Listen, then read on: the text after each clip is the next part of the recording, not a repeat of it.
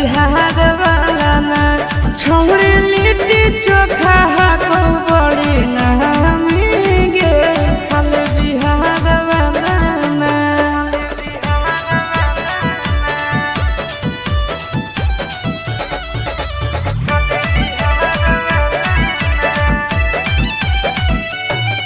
सुनलिए है वाटर पर कावा में ठंडा है पानी नहइला से ओकरा में निखरो है जवानी। तोरा पाट